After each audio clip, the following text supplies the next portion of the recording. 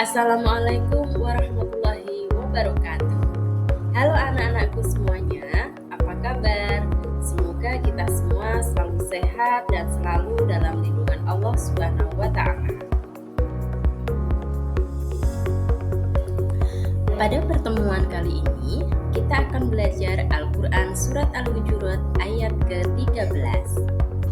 Dan setelah anak-anakku semuanya mempelajari surat Al-Hujurat ini, diharapkan kalian semua nanti dapat membaca, menulis, menghafal, dan juga dapat menjelaskan tentang pesan pokok yang ada dalam Al-Quran surat Al-Hujurat ayat yang ke-13 ini. Ayo sekarang kita amati gambar berikut ini. Pada gambar ini, kalian bisa lihat anak-anak yang sedang asik belajar Al-Quran. Apakah kalian juga belajar Al-Quran seperti mereka? Sungguh beruntung bagi kalian yang mau belajar Al-Quran. Karena sebaik-baik umat adalah orang yang belajar dan mengajarkan Al-Quran. Orang yang membaca Al-Quran akan dibalas setiap hurufnya dengan 10 kebaikan. Hal ini sesuai dengan sabda Rasulullah, siapa saja membaca satu huruf dari kitabullah atau Al-Quran, maka dia akan mendapatkan satu kebaikan. Sedangkan satu kebaikan dilipatkan kepadanya 10. Aku tidak mengatakan alif lam mim satu huruf, akan tetapi alif satu huruf, lam satu huruf, dan mim satu huruf. Hadis riwayat At-Tirmidzi dari Abdullah ibnu Mas'ud. Nah, sekarang kita belajar membaca Al-Quran surat Al-Hujurat ya. Ketika kalian membaca Al-Quran, kalian harus memperhatikan makhorijul huruf dan juga hukum bacaan tajwid yang terdapat dalam bacaan tersebut. Untuk memudahkan kalian membaca dan menghafal, coba kita perhatikan tulisan surat Al-Hujurat yang berwarna-warni dengan tujuan memudahkan kalian dalam membedakan hukum bacaan. Kamu perhatikan pada warna ungu menunjukkan bacaan mad yang panjangnya 5 harokat.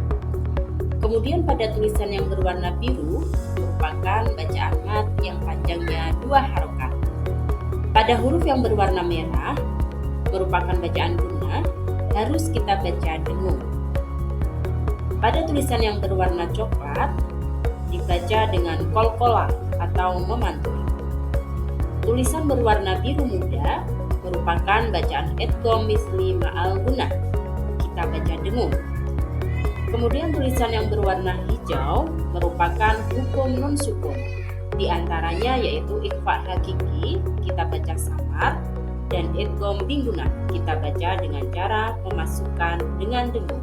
Ya ayyuhan nasu inna khalaqnakum min dzakarin wa untha. Mari kita praktekkan pada lafaz-lafaz berikutnya ya. Coba kita perhatikan sekali lagi.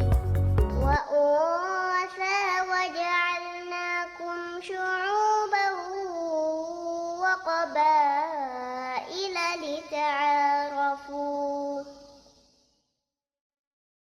Inna akramakum 'indallahi atqakum.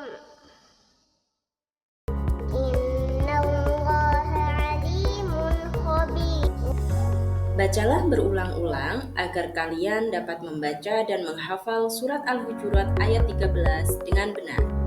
Kamu bisa meminta bantuan orang tua atau bapak ibu guru untuk menyimak bacaan kamu. Kemudian untuk menulis surat Al-Hujurat dimulai dari arah kanan ke kiri ya, bukan dari kiri ke kanan. Anak-anakku yang soleh dan solehah, pernahkah kalian bermain dengan orang yang berbeda agama? Kemudian, mengapa kita harus membantu orang lain meskipun berbeda suku dan bangsa? Allah Subhanahu wa Ta'ala menciptakan manusia dengan beraneka ragam bentuk fisik dan sifatnya. Dalam Al-Quran, Allah Allah menjelaskan tentang keragaman manusia tersebut dalam Al-Quran Surat Al-Hujurat ayat 13. يا أيها الناس إنا خلقناكم من ذكر وأنثى. Maksudnya adalah bahwa seluruh manusia di dunia ini berasal dari keturunan yang sama, yaitu dari Adam dan Hawa. وجعلناكم شعوبا وقبائل لتعارفوا. Pada ayat ini menjelaskan bahwa Allah menjadikan kita dengan berbagai bangsa. Ada bangsa Indonesia, bangsa Cina, India, dan lain sebagainya. Dan menjadikan kita bersuku-suku. Misalnya suku Melayu, suku Minang, suku Jawa, suku Batak, suku Bugis, suku Madura, dan lain sebagainya.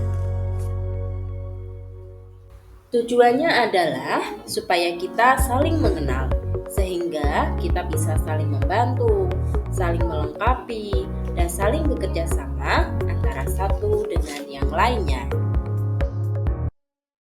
Inna akramakum 'indallahi atqakum.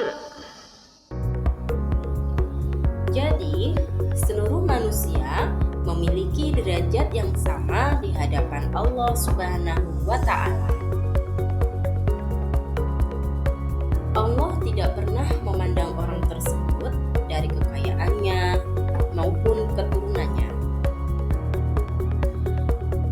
Allah juga tidak pernah memandang seseorang dari pangkatnya maupun jabatannya. Adapun yang membedakan kita di hadapan Allah adalah tingkat ketakwaan kita, di mana takwa itu ialah senantiasa melaksanakan perintah Allah dan menjauhi segala larangan Allah.